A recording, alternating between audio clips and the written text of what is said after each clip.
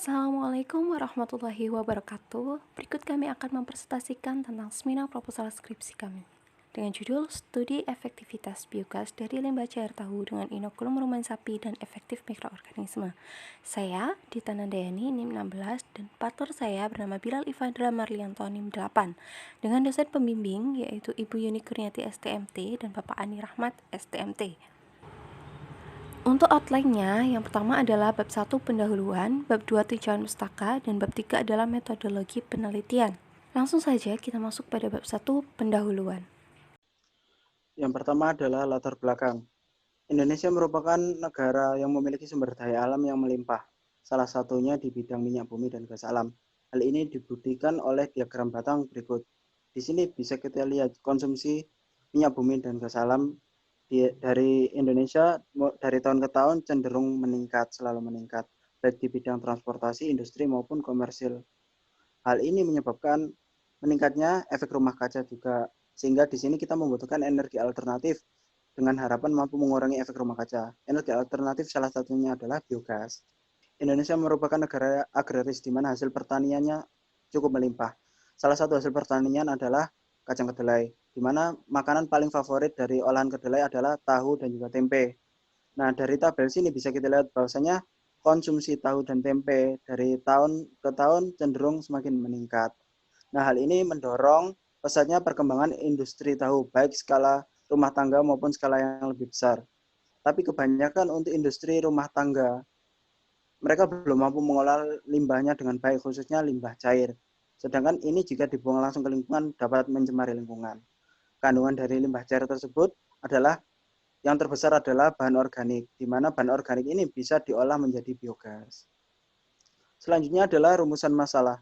Yang pertama, variabel apa yang paling dominan pada proses produksi biogas dari limbah cair tahu? Yang kedua, bagaimana pengaruh waktu terhadap biogas dari limbah cair tahu? Yang ketiga, berapa waktu optimum untuk memperoleh konversi optimum pada proses produksi biogas dari limbah cair tahu? Selanjutnya adalah tujuan penelitian. Yang pertama adalah mengetahui variabel yang paling dominan pada proses produksi biogas dari limbah cair tahu. Yang kedua yaitu untuk mengetahui pengaruh waktu terhadap biogas dari limbah cair tahu. Yang ketiga yaitu mengetahui waktu optimum untuk memperoleh konversi optimum pada proses produksi biogas dari limbah cair tahu. Selanjutnya adalah ruang lingkup, di mana yang pertama adalah pengambilan data pada setiap jurnal berdasarkan variasi limbah cair tahu dengan kotoran sapi sebagai starter dan limbah cair tahu dengan EM4 sebagai starter. Dan yang kedua adalah faktor yang diteliti, yaitu pengaruh dari variabel waktu, suhu, bentuk reaktor, dan jenis, serta konsentrasi inokulum dengan volume dan kemurnian biogas yang dihasilkan. Yang ketiga adalah hasil yang dicari, yaitu hubungan waktu fermentasi, suhu pada bentuk reaktor, dan jenis, serta konsentrasi inokulum terhadap volume serta kualitas biogas yang dihasilkan. Selanjutnya adalah tinjauan pustaka. Biogas merupakan gas dari hasil proses penguraian bahan organik oleh aktivitas mikroorganisme dengan kondisi anaerob. Kandungan biogas sendiri yang terbesar adalah metana dan karbon dioksida, di mana nilainya 54-70% adalah metana dan 27-45% adalah karbon dioksida. Untuk tanda dari biogas sendiri, yaitu ketika gas dibakar, maka api yang terbentuk akan berwarna biru layaknya api dari erupsi. Dan energi biogas jika dikonversi ke energi lain adalah 1 meter kubik biogas akan menghasilkan 6 kWh energi listrik, 0,62 liter minyak tanah, 0,52 liter minyak solar atau minyak diesel, 0,46 kilo LPG, 3,5 kilo kayu bakar, dan 0,8 liter bensin. Jadi keunggulan biogas sendiri ini dapat dikonversi berbagai energi. Selanjutnya adalah limbah cair tahu. Jadi limbah cair tahu sendiri ini kandungan terbesar adalah bahan organik, dan limbah cair tahu memiliki nilai BOD dan COD yang tinggi, sehingga jika dibuang langsung ke lingkungan maka bisa menyebabkan pencemaran lingkungan.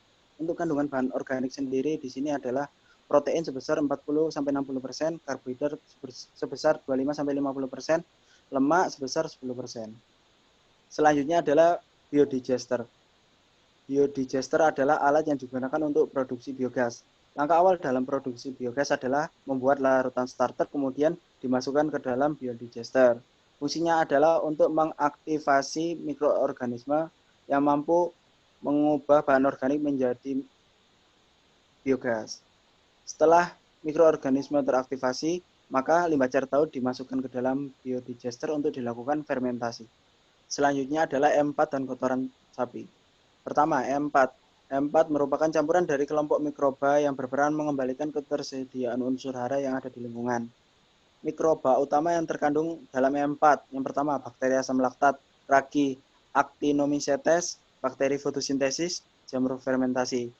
Selanjutnya untuk kotoran sapi sendiri terdapat bakteri metanogen yang berfungsi untuk mengubah bahan organik menjadi gas metana. Untuk komponen kotoran sapi ada pada tabel sebagai berikut. Selanjutnya yaitu ada penelitian terdahulu untuk menunjang penelitian kami. Yang pertama adalah Hanifah Nisrina dan Pertivi Andani tahun 2018 dengan judul Pemanfaatan Limbah Tahu Skala Rumah Tangga menjadi Biogas sebagai upaya teknologi bersih di Laboratorium Pusat Teknologi. Di sini menggunakan inokulum kotoran sapi dengan perbandingan 1:6 dan suhu yang digunakan 46 derajat Celcius dan pH 4,03 dengan hasil yaitu penurunan kandungan COD yang terjadi yaitu sebesar 8,1%. Total solid sebesar 56,9% dan volatil solid sebesar 66,3%. Selanjutnya ada dari Muhammad Rusdi pada tahun 2012 dengan judul Produksi Biogas dari Limbah Cair Tahu dengan Biokatalis Efektif Mikroorganisme 4. Dengan masing-masing konsentrasi EM4 adalah 0,25%, 0,5%, 0,75%, dan 1%. Pada penelitian ini, penambahan starter EM4 mampu mempercepat pembentukan biogas menjadi rata-rata 5,5 hari. Selanjutnya ada dari Anggraini pada tahun 2014 dengan judul Pengelolaan Limbah Cair Tahu secara anaerob menggunakan sistem batch. Di sini, inokulum yang digunakan adalah kotoran sapi dengan perbandingan 1:6 dan 1:10. Suhu yang digunakan adalah 30 derajat Celcius dan pH-nya 6,85. Pada hasilnya adalah perbandingan 1:6 adalah keadaan yang paling optimum karena efisiensi penyisihan pencemar COD mencapai 78%, BOD mencapai 73%, dan total solid sebesar 50%. Yang keempat ada dari Raja Guguk 2020 dengan judul Pengolahan Limbah Cair Tahu menjadi Biogas dengan Reaktor Portable. Di sini inokulum yang digunakan adalah kotoran sapi dengan perbandingan 1:6 menggunakan reaktor jenis fixed dome pada suhu 31 derajat Celcius dan pH 6,91. Tekanan optimum tercapai pada hari ke-21 dengan besar tekanan sebesar 12,2 kPa. Selanjutnya yang kelima ada dari Prastiadi tahun 2018 dengan judul Evaluasi Kinerja Operasi Sistem Anaerobik Tipe Fixed Bed untuk Pengolahan Limbah Cair Industri Tahu menjadi Biogas di Kota Probolinggo. Inokulum yang digunakan adalah kotoran sapi dengan perbandingan 1:6. pH yang digunakan 6,5. Selanjutnya hasil gas metana dengan kemurnian 65%. Yang keenam adalah Ari Adican tahun 2016 dengan judul Produksi Biogas dan Penyisian COD dari Limbah Cair Tahu. Inokulum yang digunakan di sini adalah kotoran sapi dengan perbandingan 1:1 dengan suhu 32 derajat Celcius dan pH 6,4. Efisiensi penyisian COD tertinggi terjadi pada hari ke-21 yaitu sebesar 95%. Selanjutnya yaitu adalah metodologi penelitian, di mana metode penelitian kami yaitu menggunakan metode review jurnal ilmiah dengan membandingkan relevansi dari tiap jurnal yang berkaitan dengan topik pembuatan biogas dari limbah cair tahu dengan biokatalis E4 sebagai aktivator mikroorganisme pada proses pembuatan biogas dengan substrat limbah cair tahu. Untuk sumber penelitian yang kami ambil adalah Saint-Derek, Mendeley, dan Google Scholar. Kemudian ada diagram alir penelitian, di mana dimulai dari topik penelitian, kemudian selanjutnya dilakukan penjabaran topik dan pengumpulan jurnal yang relevan. Selanjutnya melakukan pengecekan jurnal sesuai dengan topik pembahasan. Jika tidak sesuai, maka akan kembali mengumpulkan jurnal yang relevan. Jika sesuai, maka akan mengunduh jurnal, kemudian melakukan review jurnal dan pengumpulan data. Selanjutnya melakukan analisis data dan melakukan hasil serta memberikan kesimpulan dan membuat laporan. Selanjutnya adalah jadwal penelitian. Agenda selanjutnya dari kami adalah di poin 6 yaitu penyusunan bab 4 yang akan dilaksanakan mulai minggu pertama bulan November hingga minggu keempat. Selanjutnya adalah sidang akhir skripsi yang dilakukan pada minggu ketiga dan minggu keempat bulan Februari.